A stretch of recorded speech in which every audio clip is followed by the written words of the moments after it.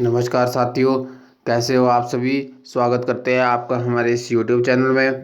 तो चलिए शुरू करते हैं अभी तक की नई और ताज़ा खबरें। इस वीडियो में बहुत ही महत्वपूर्ण खबरें हैं, वीडियो को पूरा देखिए क्योंकि यह वीडियो बहुत ही महत्वपूर्ण होने वाली है।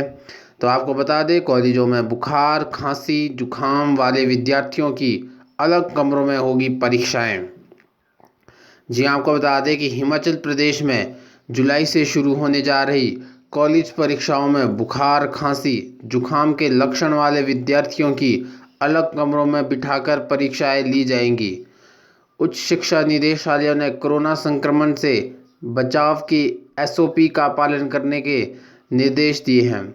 हर परीक्षा केंद्र में वायरल पीड़ित विद्यार्थियों को बिठाने के लिए दो दो कमरों को रिजर्व रखने के लिए कहा गया है।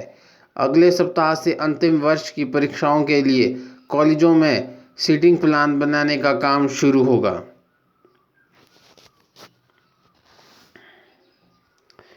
हिमाचल में अब रोज 60,000 लोगों को लगेगी कोविड-19 वैक्सीन। आपको बता दें कि प्रदेश सरकार ने हिमाचल में प्रतिदिन 60,000 लोगों को वैक्सीन लगाने का लक्ष्य रखा है। केंद्र सरकार हिमाचल को फ्री वैक्सीन उपलब्ध कर रही है। 20 जून तक हिमाचल में इसकी सप्लाई पहुंचने की संभावना है।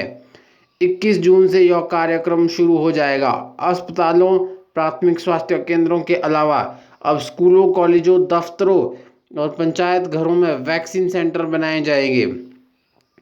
सरकार प्रदेश में 1000 और वैक्सीनेशन सेंटर बनाने जा रही है। वैक्सीन अभियान को लेकर स्वास्थ्य सचिव अमिताभ अवस्थी ने मेडिकल कॉलेजों के प्रधानाचार्यों, सीएमओ, बीएमओ को ज़्यादा से ज़्यादा लोगों को वैक्सीन लगाने के लिए कहा है। सरकार ने 18 साल से अधिक आयु वर्ग के लोगों को अक्टूबर तक वैक्सीन लगाने का टारगेट किया है।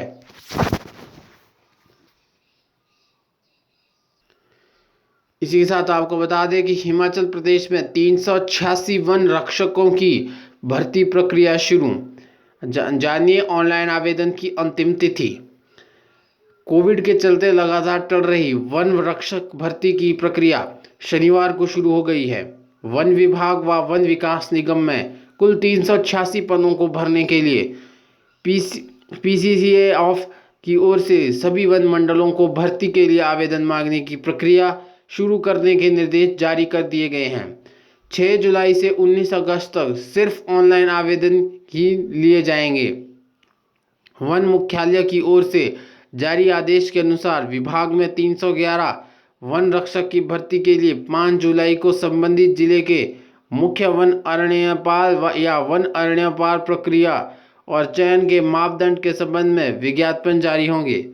इसी के साथ आपको मैं इस पर वन रक्षक पर एक सेपरेट वीडियो बनाकर पूरी वीडियो में बताऊंगा कब आपके लिए यह फॉर्म खुल रहे हैं और कब की पूरी वीडियो में जानकारी मिलेगी। तब तक के लिए चैनल को सब्सक्राइब करें नेक्स्ट वीडियो को देखने के लिए और जल्दी मिलते हैं उस वीडियो में। धन्यवाद।